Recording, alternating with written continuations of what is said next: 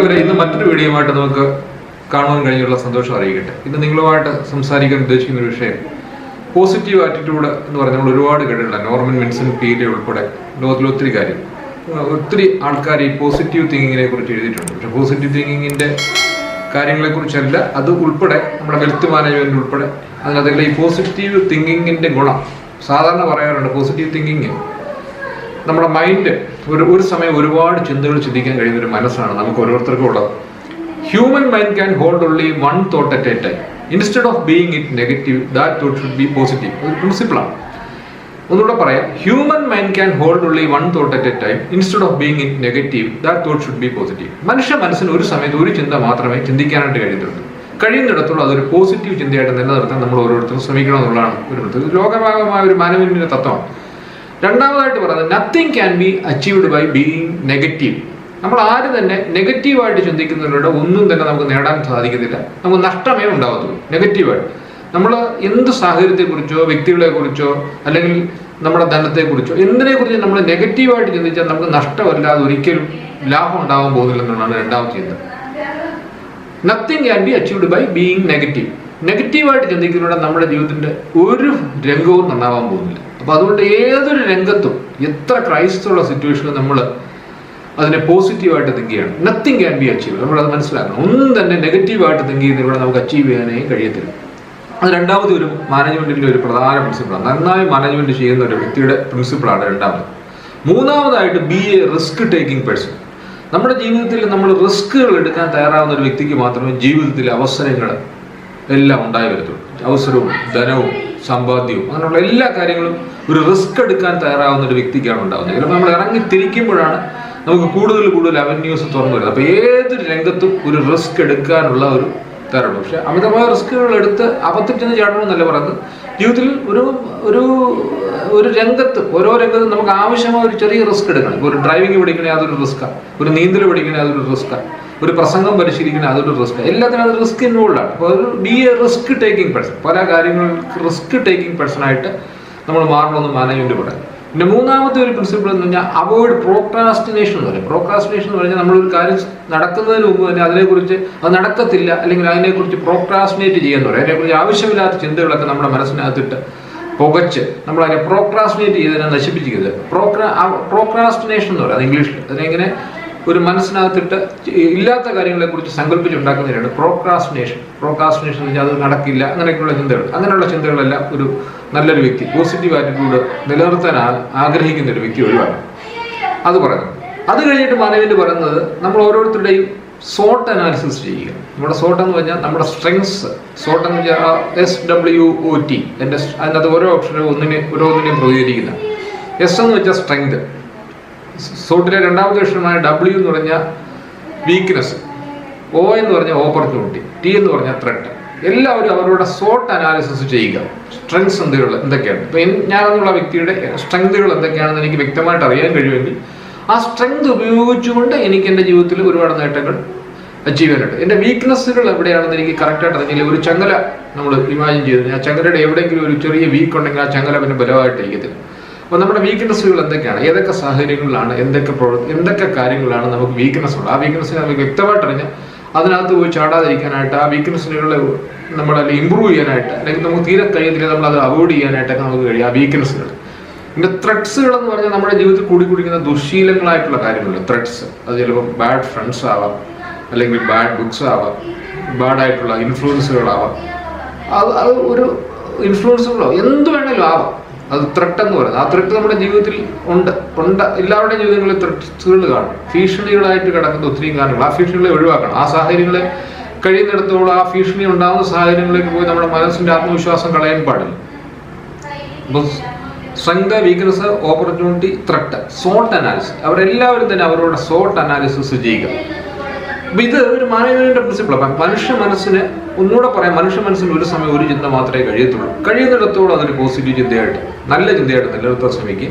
ഒന്നും തന്നെ നെഗറ്റീവായിട്ട് ചിന്തിക്കുന്നതിലൂടെ നമുക്കൊന്നും നേടാൻ കഴിയത്തില്ല. നെഗറ്റീവായിട്ട് nothing can be achieved by being negative. അപ്പം ഏത് സാഹചര്യത്തിൽ ഏത് സന്ദർഭങ്ങളിലും നെഗറ്റീവ് ആകുന്നതുകൊണ്ട് നമുക്കൊന്നും നേടാൻ കഴിയത്തില്ല. ഒരുപാട് നഷ്ടമുണ്ട് താനും നെഗറ്റീവായിട്ട് ചിന്തിച്ചാൽ.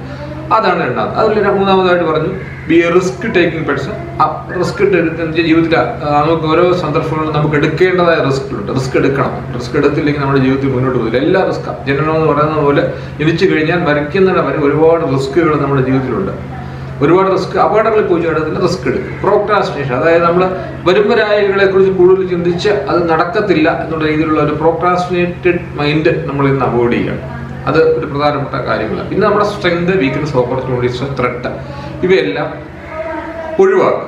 ഇതെല്ലാം നമ്മുടെ ഒരു മാനസികമായ ഒരു ഉന്നതിക്ക് അത്യാവശ്യമാണ്. ഏതെങ്കിലും സമയത്ത് നമ്മുടെ മനസ്സ് വേവർ ചെയ്ത് നെഗറ്റീവ് ചിന്തകളിലേക്ക് വഴുതി പോകുമ്പോൾ നമ്മൾ ആലോചിക്കുക, നമുക്ക് ഈ നെഗറ്റീവായിട്ട് ആലോചിച്ചുകൊണ്ടിരിക്കുന്നതുകൊണ്ട് നമുക്കൊന്നും തന്നെ നേടാൻ കഴിയത്തില്ല. അതുകൊണ്ട് നമ്മൾ എന്ത് ചെയ്യണം? അത് നമ്മുടെ മനസ്സിൻ്റെ ചിന്തകൾ എന്ത് തന്നെയായാലും അത് ഒരു ശുഭകരമായിട്ടുള്ള ചിന്തയായിട്ട് വെക്കുവാനായിട്ട് നമ്മൾ ശുഭകരമല്ലാത്ത ചിന്തകളിലേക്ക് നമ്മൾ പോകുന്നതിന് നമ്മുടെ മനസ്സിൻ്റെ പാസ്റ്റ് ഹിസ്റ്ററീസ് ചിലപ്പോൾ ഒരുപാട് കുഴപ്പങ്ങളുണ്ടാകും. നമ്മളെ വളർത്തിയ അപ്ബ്രിങ്ങിങ്ങിൻ്റെ കുഴപ്പമായിരിക്കും. നമ്മൾ പഠിച്ചെടുത്ത നമ്മുടെ കൂട്ടുകാരിൽ ദുഷിച്ച ഫ്രണ്ട്സ് വഴി പഠിച്ചെടുത്ത കാര്യങ്ങളെ കുഴപ്പമായിരിക്കും. എന്ത് തന്നെയായാലും ചിലപ്പോൾ ഒരാൾ നെഗറ്റീവ്സ് ആയിട്ട് പെരുമാറാനൊക്കെ ഒരുപാട് സന്ദർഭങ്ങളുണ്ട്. ഒരാൾ കള്ളനായി തീരുന്നതിനൊക്കെ ഒരു ക്രിമിനോളജിസ്റ്റ് ആയിട്ട് ഒത്തിരി കാര്യങ്ങൾ പറയുന്നുണ്ട്. എന്നിരുന്നാൽ തന്നെ ഇങ്ങനെയൊക്കെയുള്ള ഹ്യൂമൻ പ്രിൻസിപ്പിളുണ്ട് എന്നുള്ള പറയും. ഞാനിപ്പോൾ ഇന്ന് നിങ്ങളുമായിട്ട് ഇത് സംസാരിക്കാൻ കാരണം എന്ന് വെച്ചാൽ, ഞാൻ ഒരു ഹാപ്പി മണി എന്ന് പറഞ്ഞൊരു ബുക്ക്, ഒരു കെൻ ഹോണ്ട, ഒരു ജപ്പാൻകാരൻ എഴുതിയൊരു ബുക്കാണ്. വളരെ രസകരമായ ഒരു ബുക്കാണ് ഹാപ്പി മണി. ഇപ്പം മണി തന്നെ നമ്മുടെ കൈ മണി, ഇപ്പം നമുക്കറിയാം ഇത് മണിയെക്കുറിച്ചുള്ളൊരു ബുക്കാണ്. ഒരുപാട് ആൾക്കാർക്ക് ധനം ചുമ്മാതെ ആവശ്യമില്ലാതെ സേവ് ചെയ്ത് വെക്കുന്നുണ്ട്. നമ്മുടെ ബാങ്കുകളിലൊക്കെ അവകാശികളില്ലാതെ ഒരുപാട് പൈസ ചിലപ്പോൾ ഒരാളുടെ വർണ്ണശേഷം അറിയത്തില്ല, മറ്റൊരാൾ സേവ് ചെയ്ത് അറിയത്തില്ല. അപ്പോൾ ഭാര്യയ്ക്ക് അറിയത്തില്ല ഭർത്താവ് എന്തൊക്കെ സേവ് ചെയ്തിട്ടുണ്ട്, ഭർത്താവിന് അറിയത്തില്ല ഭാര്യ എന്തൊക്കെയാണ് സേവിങ് നടത്തിയിരിക്കുന്നത്. അപ്പോൾ ഇപ്പോൾ ഈ മനുഷ്യജീവൻ എന്ന് പറഞ്ഞാൽ ഒരു ദൈവിഷ്യമായ പ്രതിഭാസമാണ്. ഏത് അവസരത്തിലും അവസാനിച്ചു പോകാറുണ്ട്. ഒരുപാട് സന്ദർഭങ്ങളിൽ ഒരു കപ്പിളായിട്ട് ജീവിക്കുന്നവർ തന്നെ ഒരാൾ മരിച്ചു കഴിയുമ്പോഴത്തേക്കും മറ്റൊരാൾ എന്തൊക്കെ സേവ് ചെയ്തിട്ടുണ്ടെന്ന് പോലും അറിയത്തില്ല. ചിലപ്പോൾ ഇത് രഹസ്യാത്മകമായിട്ട് സൂക്ഷിക്കാൻ വേണ്ടി സേവ് ചെയ്തിരുന്നത്. അതുകൊണ്ടാണ് ഭാര്യയും ഭർത്താവും എന്നൊക്കെ പറഞ്ഞ് കഴിഞ്ഞാൽ യുണീക്ക് ഐഡന്റിറ്റി, അതായത് ഏക വ്യക്തിത്വം എന്ന് പറയുന്നത്. ഭാര്യയെ മറിച്ച് ഭർത്താവ് രഹസ്യങ്ങൾ വെക്കരുത്, ഭർത്താവിനെ മറിച്ച് ഭാര്യ രഹസ്യങ്ങൾ വെക്കരുത്. അപ്പോൾ ഈ ഹാപ്പി മണി എന്ന് പറയുന്ന ബുക്കിനകത്ത് ഇങ്ങനെ സേവിങ്ങിനെ കുറിച്ചും അനാവശ്യമായിട്ട് പുള്ളി പറയുന്ന ഹാപ്പി മണി എന്ന് പറയുന്ന ബുക്കിൽ പറയുന്ന ഹാപ്പി ആയിട്ടുള്ള പൈസയുണ്ട്, അതേസമയം സന്തോഷം തരാത്ത പൈസയുണ്ട്. ചിലർക്ക് പൈസ കൂടിക്കഴിഞ്ഞാൽ സന്തോഷമൊന്നും ഉണ്ടാവണമെന്നില്ല. അപ്പോൾ അതിനെക്കുറിച്ച് ജപ്പാൻ്റെ ഒരു നല്ലൊരു ബുക്കാണ്. അപ്പം നമുക്കുള്ള ധനത്തിൻ്റെ 10 എന്ന് പറഞ്ഞാൽ അത് സമൂഹത്തിന് ഉപകാരപ്രദമാകാറുള്ളത്. അപ്പോൾ ആർക്കും ഉപകാരപ്രദമാകാതെ നമ്മുടെ മരണത്തിന് ശേഷം ഇത് ബാങ്കുകളിൽ കിടന്ന് കുമിഞ്ഞുകൂടി നശിച്ചു പോകും. അപ്പം നമ്മുടെ പക്ഷേ സേവിങ് ആവശ്യമാണ്. ഒരാൾ ഉണ്ടാക്കുന്ന വരുമാനത്തിൻ്റെ ഒരു 30% സേവ് ചെയ്യുകയും വേണം. പക്ഷെ സേവ് ചെയ്യുന്നത് ആർക്കും അറിയാൻ വയ്യാത്ത പോയി കഴിഞ്ഞാൽ കുഴപ്പമില്ല, ആർക്കും അത് ഉപകാരമില്ലാതായി. അപ്പോൾ ഒരു പ്രായമൊക്കെ എത്തിക്കഴിഞ്ഞാലും ഇല്ലെങ്കിലും തന്നെ ഈ സേവിങ്സുകളെ കുറിച്ചൊക്കെ നമ്മുടെ കൂടെ നിൽക്കുന്ന ആൾക്കാർക്ക് ഒരു ബോധം വേണം. അപ്പോൾ ഒരു പ്രധാനപ്പെട്ട ഒരു ബുക്കോ ഒക്കെ എടുത്തിട്ട് ഈ ഒരു ബുക്ക് ഇതിനകത്ത് എൻ്റെ എല്ലാ വരവ് ചെലവ് കണക്കുകളും എൻ്റെ സേവിങ്സുകളും എല്ലാം ഉണ്ടെന്ന് കുടുംബത്തിൽ എല്ലാവരെയും ഒന്ന് അറിയിച്ചാൽ അവർക്ക് മരണശേഷം ആ ബുക്ക് എടുത്ത് നോക്കിയാൽ മതി. ഈ അടുത്തിടയ്ക്ക് എനിക്ക് പരിചയമുള്ള ഒരാൾ മരിച്ചു കഴിഞ്ഞപ്പോഴത്തേക്കും അയാളുടെ വീട്ടിൽ ചെന്ന് അയാളുടെ ചരമക്കുറിപ്പ് വരെ പുള്ളി തയ്യാറാക്കി വെച്ചിട്ടുണ്ട്. അപ്പോൾ അതിനകത്ത് ചരമക്കുറിപ്പിന് വൈകിട്ട് കൊടുക്കാത്ത സമയത്ത് ബുദ്ധിമുട്ടൊന്നുമില്ല. ചരമക്കുറിപ്പിനകത്ത് ഇന്ന സ്ഥലങ്ങളിലൊക്കെ ജോലി ചെയ്തു, മക്കളൊക്കെ ഇന്ന രീതിയിൽ ചെയ്തു, ആ ചരമക്കുറിപ്പ് തയ്യാറാക്കി വെച്ചിട്ടുണ്ട്. ബാങ്കുകളിൽ ഇന്ന സേവിങ്ങുകളൊക്കെ ഉണ്ട്, ഗോൾഡ് സേവിങ്ങുകൾ ഇത്രയൊക്കെ ഉണ്ട്, ഭാര്യയ്ക്ക് വേണ്ടി ഇത്രയൊക്കെ കരുതിയിട്ടുണ്ട്. അതെല്ലാം കറക്റ്റായിട്ട് അയാൾ പുള്ളി എന്നും എഴുതുന്ന ഡയറിക്കകത്ത് അതെല്ലാം എഴുതി വെച്ചിട്ടുണ്ട്. അതുകൊണ്ട് ആർക്കും ഒരു ബുദ്ധിമുട്ട് വന്നില്ല എവിടെയൊക്കെയാണ് സേവിങ് ഇരിക്കുന്നത്. അതേസമയം ഇത് ബുദ്ധിമുട്ട് വന്ന ആൾക്കാരെ എനിക്കറിയാം. ഞങ്ങളുടെ ഒരു ചർച്ചിൽ തന്നെ നടന്നൊരു സംഭവമാണ്. ഒരു ഭർത്താവ് ഒരു വലിയ ഉന്നത ഉദ്യോഗസ്ഥനായിരുന്നു, മരിച്ചുപോയി കഴിഞ്ഞപ്പോഴേക്ക് പിറ്റേ ദിവസം മുതൽ ഭാര്യയ്ക്ക് ജീവിക്കാൻ പൈസയില്ല. എവിടെയാണ് സ്വത്തുകൾ, സമ്പാദ്യങ്ങൾ ഇതൊന്നും അറിയത്തില്ല. ഒരുപാട് പ്രയാസപ്പെടേണ്ടി വന്നു. കുറേ ദിവസം കഴിഞ്ഞതിന് ശേഷം മാത്രമാണ് എവിടെയൊക്കെയാണ് സേവിങ്ങുകളുള്ളത്. പിറ്റേ ദിവസം മുതൽ അവർ അരാധരായി. അപ്പം അങ്ങനെയുണ്ട്. അപ്പോൾ പൈസയുടെ കാര്യങ്ങൾ, പൈസയുടെ വിനിമയത്തിലൊക്കെ ഉണ്ടാകുന്ന കാര്യങ്ങൾ. അപ്പോൾ ഇതൊരു പോസിറ്റീവ് ആറ്റിറ്റ്യൂഡുമായിട്ട് ബന്ധപ്പെട്ട് നമ്മൾ പൈസയോടും നമ്മൾ പുലർത്തേണ്ട ഒരു കടമയെന്ന് പറഞ്ഞാൽ പോസിറ്റീവ് ആറ്റിറ്റ്യൂഡ്. അപ്പോൾ ഈ കെൻ ഹോണ്ടയുടെ ബുക്ക് നിങ്ങളെല്ലാം അത് വായിക്കുന്നില്ല, നല്ലൊരു ബുക്കാണ്. അത് ഹാപ്പി മണി എന്ന് പറയും. നമ്മുടെ മണി നമുക്ക് മറ്റുള്ളവർക്ക് ഉപകാരപ്രദമാകാനും കൂടിയാണ്. ഈ കെൻ ഹോണ്ട ഒരു കഥ പറയുന്നുണ്ട്. കെൻ ഹോണ്ടയുടെ ഫാദർ ഒരു വലിയ ബിസിനസ്സുകാരനാണ് ജപ്പാനിൽ. അപ്പോൾ ഇവരുടെ കൂടെ ഒരു അസോസിയേറ്റ് ആയിട്ട് ഒരാൾ വർക്ക് ചെയ്യുന്നുണ്ടായിരുന്നു. കെൻ ഹോണ്ടയുടെ വർക്ക് ചെയ്തുകൊണ്ടിരുന്ന സമയത്ത് ആ അസോസിയേറ്റിന് എന്തോ ഒരു വലിയ പ്രശ്നം, ഒരു ഗുരുതരമായ പ്രശ്നം വന്നിട്ട് ഈ കെൻ ഹോണ്ടയുടെ ഫാദറിനെ സമീപിക്കുകയാണ്. കുറച്ച് പൈസ കടം തരുമോ എന്ന് ചോദിച്ചോളൂ. അപ്പോൾ 1, 2, 3 തവണ വന്ന് കെൻ ഹോണ്ടയുടെ ഫാദറിനോട് ചോദിച്ചു. ഒരു അസോസിയേറ്റ് ആയിട്ട് വർക്ക് ചെയ്യുന്ന ഒരാളുണ്ട്, ഭയങ്കരമായ ഒരു കടത്തിൽപ്പെട്ടു.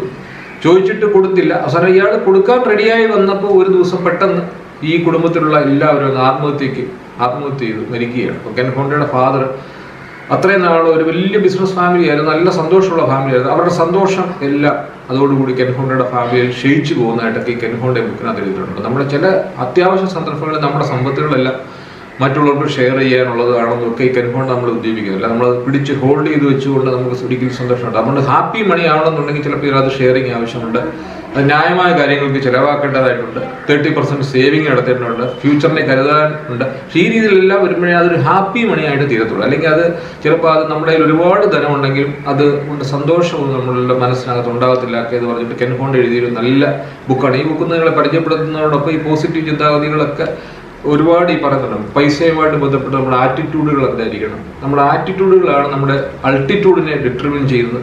ഇങ്ങനെയുള്ള ഒരുപാട് കാര്യങ്ങൾ ഈ ഹാപ്പി മണിക്കകത്ത് പറയുന്നത്. ഇപ്പോൾ ഹാപ്പി മണി അല്ലാത്ത മണിയുണ്ട്. കുറേ മണി ഉണ്ടായിട്ട് മാത്രം സന്തോഷം ഉണ്ടാവണമെന്നില്ല. ഒരുപാട് കാര്യങ്ങൾ ഈ മണിയുമായിട്ട് ബന്ധപ്പെട്ട് നമ്മൾ അറിഞ്ഞിരിക്കാനുണ്ട്. പക്ഷെ അത് അറിഞ്ഞില്ല എന്നുണ്ടെങ്കിൽ നമുക്ക് ഒരുപാട് ധനപരമായിട്ട് അഭ്യുന്നതി ഉണ്ടായിരിക്കും, പക്ഷെ മാനസികമായിട്ടുള്ള അതിൻ്റെ ഒരു സന്തോഷം ഉണ്ടാകത്തില്ല. എപ്പോഴും ഒരു നാളെ എല്ലാം നഷ്ടപ്പെട്ടു പോകുന്നുള്ള ഭീതി. പുള്ളി ഈ ബുക്കിനകത്ത് പറയുന്നത് ഒരുപാട് കാര്യങ്ങളുണ്ട്. നാളെ ഇതെല്ലാം നഷ്ടപ്പെട്ടു പോകുന്നുള്ള ഭീതിയിൽ വളരെ സ്റ്റിഞ്ചിയായിട്ട് ഒന്നും ചിലവാക്കാതെ കഴിയുന്ന ആൾക്കാരുടെ ഒരു ആറ്റിറ്റ്യൂഡിനെ കുറിച്ച് പുള്ളി പറയുന്നുണ്ട്. പലപ്പോഴും മനസ്സിന്റെ ആറ്റിറ്റ്യൂഡാണ് പണത്തിലെല്ലാം പ്രതിഫലിക്കുന്നതെന്നാണ് കെൻ ഹോണ്ട പറയുന്നത്. അപ്പോൾ മാനസികമായുള്ള ആറ്റിറ്റ്യൂഡാണ് നമ്മുടെ ധനപരമായ ചിന്തകൾ. അപ്പോൾ നമുക്ക് തന്നിരിക്കുന്ന ധനമൊക്കെ ആവശ്യത്തിന് ചിലവാക്കാനും സന്തോഷകരമായിട്ട് ജീവിക്കാനും അനാവശ്യമായിട്ട് ചിലവ്. അപ്പോൾ ഈ ബുക്കിനകത്ത് ഒത്തിരി കാര്യങ്ങൾ പറയുന്നുണ്ട്. കിട്ടുന്ന പൈസ എല്ലാം ഉടനെ ചുട്ടുമുടിക്കുന്ന അങ്ങനെ ആറ്റിറ്റ്യൂഡുള്ള ആൾക്കാരുടെ കാര്യങ്ങൾ പറയുന്നുണ്ട്. ഒട്ടും സേവ് ചെയ്യാതെ മൊത്തം നശിപ്പിച്ച് കളയുന്ന അങ്ങനെയുള്ള ആൾക്കാരുടെ കാര്യം പറയുന്നുണ്ട്. അപ്പോൾ നമ്മൾ ഈ മണിയോട് ഒരു ഇമോഷണൽ കോഷൻ, മണിക്ക് തന്നെ ഒരു ഇമോഷണൽ കോഷൻ ഉണ്ട്. അതിനെ വളരെ ക്രിയേറ്റീവായിട്ട് യൂസ് ചെയ്യാൻ നമുക്ക് ഓരോരുത്തരും കഴിയണം. നമ്മൾ ഒരുപാട് ഏൺ ചെയ്യുന്നതിലോ ഒരുപാട് പൈസ ഉണ്ടാക്കുന്നതിലോ ഒന്നുമില്ല അർത്ഥം. അതായത് നമ്മൾ പൈസയ്ക്ക് വേണ്ടി മാത്രം ജീവിക്കുന്ന ആൾക്കാരുടെ കാര്യങ്ങൾ ഇതിനകത്ത്, ബിസിനസ്സുകാരുടെ കാര്യങ്ങൾ പറയുന്നുണ്ട്. ഇതെല്ലാം ഒരു ബാലൻസ് ആവശ്യമാണെന്ന് ഈ കെൻ ഹോണ്ടയുടെ ഈ ഹാപ്പി മണി എന്നുള്ള ബുക്കിൽ പറയുന്നുണ്ട്. നമ്മുടെ ഒരു ചെറിയ ജീവിതത്തിൽ നമുക്ക് ധനം ആവശ്യമാണ്, പക്ഷെ പരിധിയിൽ കവിഞ്ഞ ധനം പലപ്പോഴും നമ്മുടെ ജീവിതത്തെ നശിപ്പിക്കാൻ ഉപകരിക്കുന്നു എന്നൊക്കെ ഈ കെൻ ഹോണ്ടയുടെ ബുക്കിൽ പറയുന്നുണ്ട്. പക്ഷെ ധനം നല്ല ഹാപ്പി ആയിട്ടുള്ള നല്ല ആറ്റിറ്റ്യൂഡുള്ള ഒരു മനുഷ്യന് അവന് പൈസ ഉണ്ടാകും എന്നുള്ളതാണ് അതൊരു പ്രപഞ്ചത്തിലെ തത്വമെന്നും ഈ കെൻ ഹോണ്ട പറയുന്നത്. അത് ആ പോസിറ്റീവ് ആറ്റിറ്റ്യൂഡ്, ഇഷ്ടമുള്ള കാര്യങ്ങൾ നമ്മൾ ചെയ്യുന്നത് മൂലം ഉണ്ടാകുന്ന പൈസയെക്കുറിച്ചൊക്കെ ഇതിനകത്ത് പറഞ്ഞു. ഇഷ്ടമുള്ള കാര്യങ്ങൾ നമ്മുടെ ഒരു പാഷനായിട്ട് ചെയ്യും. നമ്മളല്ല ഇഷ്ടമില്ലാത്തൊരു ജോലിക്ക് പോയിട്ട് നമ്മൾ പൈസ ഉണ്ടാക്കുന്നതിനെ ഹാപ്പി മണിയല്ല, അത് സാഡ് മണിയായിട്ടൊക്കെ കെൻ ഹോണ്ട പറയുന്നത്. അപ്പോൾ നമ്മൾ ഏത് ഫീൽഡിലായാലും നമുക്ക് പറ്റത്തില്ല, താല്പര്യമില്ലെങ്കിൽ ഒരു നിവൃത്തി ഉണ്ടെങ്കിൽ നമുക്ക് ഇഷ്ടമില്ലാത്ത ഫീൽഡിലാണ് നിൽക്കുന്നതെന്നുണ്ടെങ്കിൽ നമ്മൾ ഇറങ്ങി പുതിയൊരു ഫീൽഡിലേക്ക് ഏത് സാഹചര്യത്തിലായാലും ഇറങ്ങിക്കൂടാ. അങ്ങനെ അല്ലെങ്കിൽ ഹാപ്പി മണി ഉണ്ടാവത്തില്ല. നമ്മൾ ചെയ്യുന്ന ജോലിയുടെ സന്തോഷത്തോടു കൂടി ഉണ്ടാവുന്നതാണ് ഹാപ്പി മണി. അല്ലെങ്കിൽ ആ ഹാപ്പി മണിയെല്ലാം നമുക്കറിയാം പല ജനറേഷൻസുകൾ, നമുക്കത് പലരുടെ എക്സ്പീരിയൻസ് എടുത്ത് കഴിഞ്ഞാൽ ചിലരുടെ ബിസിനസ് സാമ്രാജ്യങ്ങളൊക്കെ ജനറേഷൻസ് കഴിഞ്ഞാൽ നശിച്ചു പോകാതെ, ചിലത് ഒരു ജനറേഷൻ കഴിയും, ഒരു തലമുറ കഴിയുമ്പോഴത്തേക്കും ആ ബിസിനസ് എല്ലാം നശിച്ചു പോകും. ഒരു ഹാപ്പി മണി ആയിട്ടൊന്നും നമുക്ക് കൂട്ടാനൊക്കത്തില്ല. അപ്പോൾ ഒരു പോസിറ്റീവ് ആറ്റിറ്റ്യൂഡ് നമ്മുടെ ജീവിതത്തിൽ പുറത്തു. ഞാൻ ആദ്യമേ അതുകൊണ്ടാണ് പോസിറ്റീവ് ആറ്റിറ്റ്യൂഡുകളെ പറഞ്ഞത്. അപ്പോൾ ഇതെല്ലാം മണിയെ അട്രാക്ട് ചെയ്യുന്നതാണ്. മണിയെ അട്രാക്ട് ചെയ്യണമെങ്കിൽ, പൈസ അട്രാക്ട് ചെയ്യണമെങ്കിൽ ഹ്യൂമൻ മൈൻഡ് ക്യാൻ ഹോൾഡ് ഉള്ളി എപ്പോഴും പോസിറ്റീവായ ഒരു ആറ്റിറ്റ്യൂഡ് ഡിറ്റർമിൻസ് യുവർ ആൾട്ടിറ്റ്യൂഡ്. നമ്മുടെ ഉയരങ്ങളെ നിശ്ചയിക്കുന്ന നമ്മൾ ഓരോന്നിനോടുള്ള നല്ല ആറ്റിറ്റ്യൂഡാണ്. അപ്പോൾ human mind can hold only one thought at a time instead of being it negative. That thought should be positive. അപ്പോൾ പൈസയോടുള്ള നമ്മുടെ ആറ്റിറ്റ്യൂഡ് ഒരു പോസിറ്റീവ് ആയിട്ടാണ്. അല്ല പൈസ, ചില ആൾക്കാർക്ക് ഒരുപാട് പൈസ ഒരു കുഴപ്പമാണെന്ന് ചിന്തിക്കുന്നുണ്ട്. Human mind can hold only one thought at a time instead of being it negative. That thought should be positive. പൈസയോടുള്ള തോട്ടും നമ്മൾക്കൊരു പോസിറ്റീവ് ആയിരിക്കണം. Nothing can be achieved by being negative. നെഗറ്റീവായിട്ട് ചിന്തിക്കുന്നതിനോട് ഒന്നും നമുക്ക് നേടാൻ സാധിക്കത്തില്ല. നമുക്ക് പലപ്പോഴും പൈസ മാത്രം വെച്ചിട്ട് കാര്യമില്ല, അതിനെ മൾട്ടിപ്ലൈ ചെയ്യാനുള്ള റിസ്ക് ടേക്കിംഗ് പേഴ്സൺ ആയിട്ട് B A risk taking person. പല കാര്യങ്ങളിലും റിസ്ക് എടുത്ത് കാര്യങ്ങളൊക്കെ ചെയ്യുക. നമുക്ക് ഒരുപാട് അവന്യൂസ് ഉണ്ട്. നമുക്ക് ധനപരമായിട്ട് ധനത്തെ വർദ്ധിപ്പിക്കാൻ ഒരുപാട് അവന്യൂസ് ഉണ്ട്. അതിനെ ചിലപ്പോൾ എടുക്കേണ്ടി വരും. അനാവശ്യമായ റിസ്കുകളല്ല, റിസ്ക് എടുത്തുകൊണ്ട് അതിനെ വർദ്ധിപ്പിക്കാനുള്ള മാർഗങ്ങളുണ്ട്. അതിൽ പ്രോക്രാസ്റ്റിനേഷൻ അവോയ്ഡ് ചെയ്യുക. ഞാനത് ചെയ്താൽ കഴിവില്ലായ്മയായി പോകും എന്നൊക്കെ അങ്ങനെ സെൽഫ് എസ്റ്റീം കുറഞ്ഞ ആൾക്കാരുണ്ട്. അപ്പോൾ അവർക്കും ധനം ഉണ്ടാവാൻ സാധ്യതയില്ല. ധനം ഉണ്ടായാൽ തന്നെ അത് എൻജോയ് ചെയ്യാൻ സാധിക്കത്തില്ല. അതിനെ ചിലവാക്കാനുള്ള മടി ഉള്ളവരുണ്ട്. ചിലവാക്കുമ്പോഴത്തേക്ക് അതെല്ലാം അങ്ങനെയുള്ള മനസ്സുള്ള ആറ്റിറ്റ്യൂഡ്. ഇതൊരു പക്വമായ ആറ്റിറ്റ്യൂഡാണ് പൈസയോട് വേണ്ടത്. അപ്പോൾ ഈ കാര്യങ്ങളെല്ലാം അതുകൊണ്ടാണ് ഞാൻ ആദ്യമേ പറഞ്ഞത്. ഈ കെൻ ഹോണ്ടയുടെ ബുക്ക് വളരെ രസകരമായ ഒരു ബുക്ക്. ജപ്പാൻകാരനായ ഒരാൾ എഴുതിയതാണ്. ഇയാൾ വളരെ 38 വയസ്സായപ്പോൾ തന്നെ അദ്ദേഹം ജോലിയിൽ നിന്നൊക്കെ റിസൈൻ ചെയ്തിട്ട് ഒരുപാട് ഭാര്യയുടെ പ്രസവമനുബന്ധിച്ചൊക്കെയാണ് പുള്ളി റിസൈൻ ചെയ്തിട്ട് അന്നേരം അവരെല്ലാവരും കുറ്റം പറഞ്ഞു. പക്ഷെ പുള്ളിക്ക് ഇഷ്ടമുള്ള പാഷനിലേക്ക് പുള്ളി തിരിഞ്ഞതും പുള്ളി അങ്ങനൊരു എംപയറൊക്കെ സ്ഥാപിച്ച് ഒരുപാട് വളർന്നതുമായ, പക്ഷേ അയാളുടെ ഇഷ്ടമുള്ള പാഷനിലേക്ക് പോയപ്പോൾ അയാൾ രക്ഷപ്പെട്ടതായ ഒരു കഥയും വാഗ്ദാനത്തിനോടുള്ള കാര്യങ്ങളെക്കുറിച്ച് ഒത്തിരി പറയുന്ന ഒരു നല്ലൊരു ബുക്കാണ് ഞാൻ വായിച്ചതിൽ. അത് വായിച്ചു ഏകദേശം 3/4 പങ്ക് പൂർത്തിയായപ്പോഴാണ് ഞാൻ ഈ വീഡിയോ ചെയ്യാമെന്ന് വെച്ചത്. കെൻ ഹോണ്ടയുടെ ഹാപ്പി മണി എന്ന് പറയുന്ന ബുക്ക് നിങ്ങൾ ഓരോരുത്തരും ഇത് വായിക്കുക. നല്ല രസമാണ്. നമ്മുടെ ജീവിതത്തിൻ്റെ ചിന്താഗതികളെ ധനത്തോടുള്ള, പ്രത്യേകിച്ച് ധനത്തോടുള്ള ചിന്താഗതികളെല്ലാം നമ്മളെ മാറ്റിമറിക്കുന്ന ഒരു ബുക്കാണ്. നിങ്ങൾ ഓരോരുത്തരും ഇത് വായിക്കണം. ഒപ്പം നിങ്ങളെല്ലാവരും പോസിറ്റീവ് ആറ്റിറ്റ്യൂഡുള്ളവരായിട്ട് ജീവിക്കാനും ഈ വീഡിയോയുടെ ആഹ്വാനം ചെയ്തു. പലപ്പോഴും നമ്മൾ നെഗറ്റീവ് ആറ്റിറ്റ്യൂഡുകളിലേക്ക് പോകാറുണ്ട്. പക്ഷേ എത്രയും പെട്ടെന്ന് പോസിറ്റീവ് ആറ്റിറ്റ്യൂഡുകൾ വന്നില്ലെങ്കിൽ നമ്മുടെ ജീവിതത്തിൽ ഒരു രംഗത്തും നമ്മൾ nothing can be achieved by being negative. ഒരു കാര്യവും നമുക്ക് നെഗറ്റീവായി ചിന്തിക്കരുത്. നമ്മുടെ മക്കളെക്കുറിച്ചോ കുടുംബത്തെക്കുറിച്ചോ ആരെക്കുറിച്ചോ നെഗറ്റീവായിട്ട് നമ്മൾ ചിന്തിക്കുന്നവരോട് നമ്മുടെ ആറ്റിറ്റ്യൂഡ് നെഗറ്റീവാക്കി വെക്കുന്നവരോട് നമുക്കൊന്നും തന്നെ നേടാൻ കഴിയത്തില്ലെന്നൂടെ ഈ വീഡിയോയിലൂടെ ഉത്ബോധിപ്പിക്കുന്നു. നിങ്ങൾ ഓരോരുത്തരും പോസിറ്റീവ് ആറ്റിറ്റ്യൂഡ് ഉള്ളവരായി, നല്ല ശക്തമായ സന്തോഷമുള്ളവരായി വളരുവാനായിട്ട് ഉദ്ബോധിച്ചുകൊണ്ട് ഞാൻ ഈ വീഡിയോ നിങ്ങൾക്കായിട്ട് സമർപ്പിക്കുന്നു. നിങ്ങൾ ഈ വീഡിയോ സബ്സ്ക്രൈബ് ചെയ്യുക, ലൈക്ക് ചെയ്യുക, അതുപോലെ ഷെയർ ചെയ്യുക. നിങ്ങളുടെ ഓരോ സബ്സ്ക്രിപ്ഷൻ എനിക്ക് ആവശ്യമാണ്. മറ്റൊരു വീഡിയോ ആയിട്ട് മറ്റൊരു സ്ഥിതി കാണാം. നന്ദി, നമസ്കാരം.